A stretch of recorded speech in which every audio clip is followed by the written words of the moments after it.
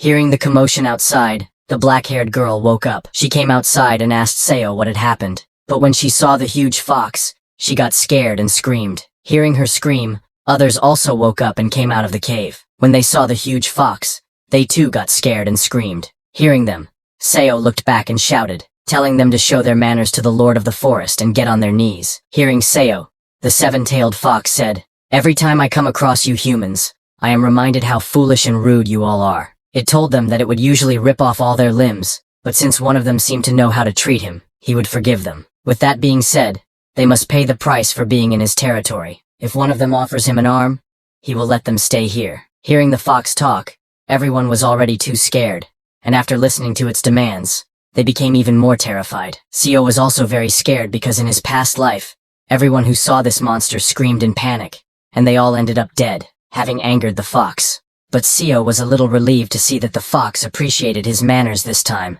and wasn't ripping off all their limbs like last time. Then, while licking its mouth, the seven-tailed fox asked who would give him their arm. Seo calculated that it was just one person's arm. That's all they needed to sacrifice. Even a lost arm would be healed by the cultivators who would appear 2 days later. Plus, Seo had already prepared an herb that would reduce the pain. Thinking all that, Seo removed his sleeves and extended his hand toward the seven-tailed fox. While trembling, he told it that he would offer his arm. Everyone was shocked that Seo was sacrificing his hand for them. The seven-tailed fox opened its mouth and immediately lunged at Seo, saying, "You know your manners, so I will try to make it as painless as possible in return." Then, in the next second, with a loud scream of pain, Seo lost one arm. The seven-tailed fox completely bit off Seo's hand and ate it. Everyone looked away. They couldn't bear to see the horrifying scene right in front of them. Seo was in too much pain. Tears streamed down his face as he extended his other arm to grab the herb. The pain was so intense that Seo didn't have time to think about anything else at the moment. He immediately ate the herb he had prepared for pain relief. After eating Seo's hand,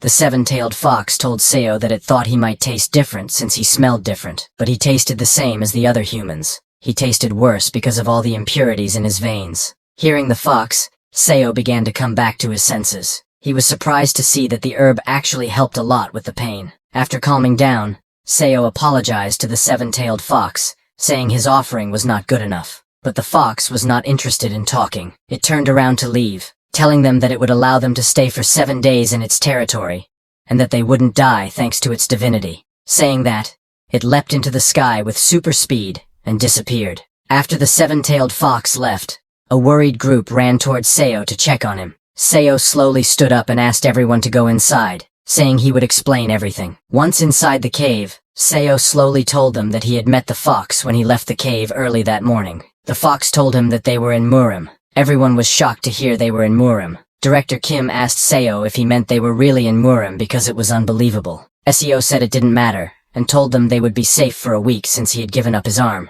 Hearing that it was just a week, Director Kim asked Seo what would happen after that. Breathing heavily, Seo told Director Kim that they would need to give up something else the following week. Hearing that, everyone was stunned. As the herb's effects kicked in, Seo started to get sleepy. He told the others that he was getting sleepy and would rest a bit, hoping they would understand. Saying that, he fell asleep right there. Then, 15 hours later at night, Seo woke up alone in the cave. He heard his colleagues talking outside. They were all angry at Jian, asking him how he could say that manager Seo sacrificed his own arm. Jian argued back, asking, "Then who wants to give up their arm and leg every week?" But Chief O told Jian that manager Seo was very useful, since he was the one who provided them food and shelter. Then John suggested they should learn as much as they could from Seo in a week, adding that since Seo had already lost an arm, he wouldn't last long anyway. That's why they should have him be the sacrifice again. John said all that, not knowing Seo had woken up and was listening from behind.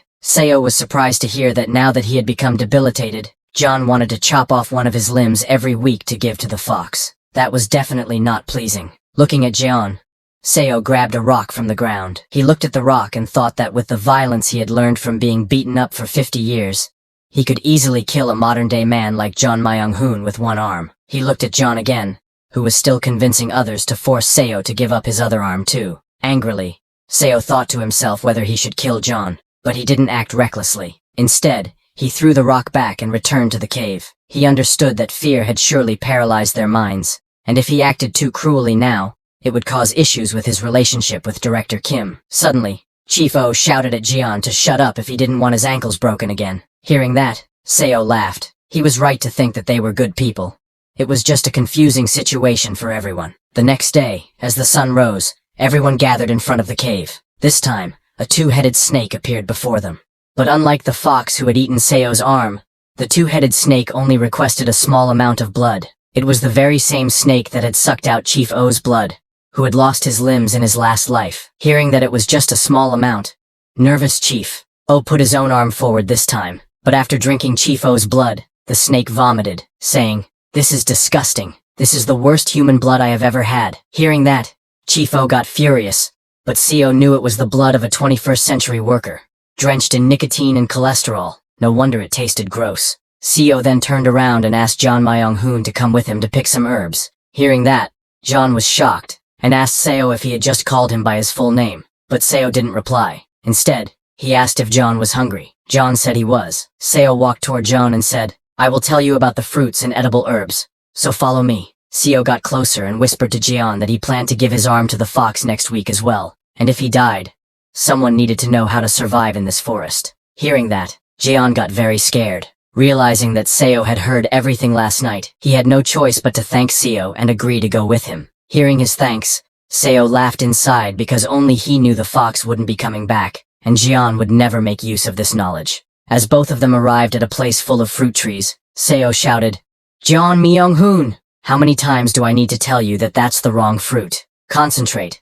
Seo said sorry while picking a red fruit. Seeing that, Seo told him that fruit would get him killed. This continued for hours, as Seo gave orders to Jian, and Jian had to follow them. Jian started to get exhausted, and asked Seo to hold on, saying he needed a break. He had been digging non-stop to get these herbs. Seeing his condition, Seo laughed inside because this was how Jian used to punish him when he first entered the company. Seo told Jian that they needed to finish before dusk, so they should hurry up. Slowly, time passed, and both continued doing their part. Then suddenly, John dug out a very large ginseng. John was shocked to see it. He held it in his hand and said, "This thing is massive." He asked Seo if this was natural ginseng. Seo told him it was something like that. Seo knew that while it did resemble ginseng, to be precise, it was a yellow bamboo root. It might be because the ascension path was so full of energy, but yellow bamboo roots, which are typically as small as a pinky finger, grew to this size here. Seo knew it wouldn't be of much use to cultivators,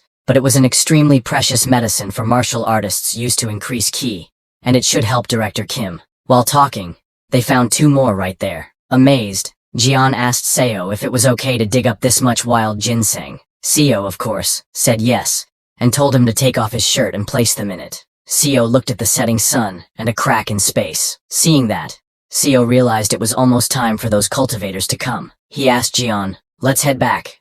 As they returned to the cave, suddenly the crack Seo had seen before exploded with a huge blast, releasing massive amounts of spiritual energy into the sky. At the moment of the explosion, Jian fell to the ground, screaming while grabbing his head. Not only him, Chief O was in the same condition, along with Manager Kang. All three of them were clutching their heads, screaming in pain. Seeing this, Director Kim began to panic, asking what had happened to them. Just then, three cultivators appeared, flying into the sky. Looking at Jian, Chief O, and Manager Kang, a cultivator named Byuko, wearing golden clothes, said, "What a surprise. To think we'd find such uncut talent here." A black-clothed cultivator named Haeogwak told Byuko to go away, saying they were his. Hearing that, the third cultivator, wearing blue clothes, called Haeogwak shameless. Seeing these cultivators, Director Kim got scared and asked who they were. The cultivators noticed there were 7 people, but only the 3 had spiritual roots.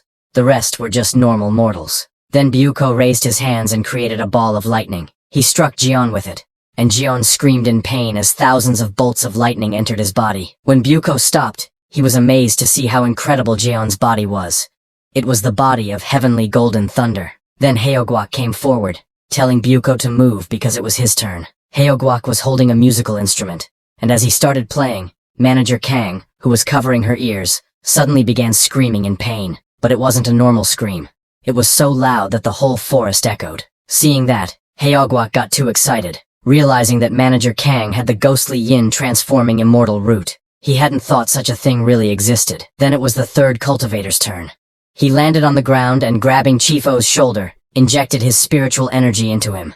He checked Chief O's body and found that it was a unique holy body.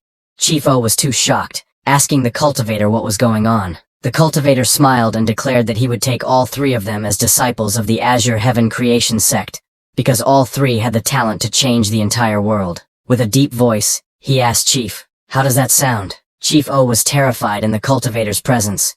He couldn't even breathe. He was confused, wondering what this force was and felt like he would die if he refused. Suddenly, Heogwak came down and asked Chief O to join the Black Ghost Valley instead, saying they had every cultivation method, immortality, the power to overturn the heavens, fame, and wealth. He promised to ensure they would get all of those things within 100 years. Suddenly, Buko also came down and asked Heogwak what he was saying, claiming that the Golden Divine Heavenly Thunder Sect was the most suited for them. While they were talking, Director Kim intervened and asked the cultivators if they could get them out of this forest, because at this rate, they would all die there. But the cultivators completely ignored him. Bayuko took out a bottle and opened its cap, saying, "Mortals worry too much. How did you get to the ascension path with such a worthless body?" Saying that, he pointed the bottle's mouth toward John, and the bottle sucked John inside. John could only scream for help. Then the blue-clothed cultivator took Chief O and looked at Seo. He smiled and said, "Seems like one of them lost an arm to that fox," and seeing the wound, he offered it up himself. He used his spiritual power to heal Seo's hand, telling him that he may be a mere mortal, but he had guts. Seo's whole hand grew back, and he thanked the cultivator. Heogwak also took Manager Kang with him. Then all three cultivators flew back into the sky, and while leaving, told Seo that they had captured all the beasts and monsters of the Ascension Path on their way here, so it would be safe here for the next 10 years. Seeing them leave, Director Kim chased after them, asking them to hold on, and to tell them where to go, because they didn't even know which way to take to leave.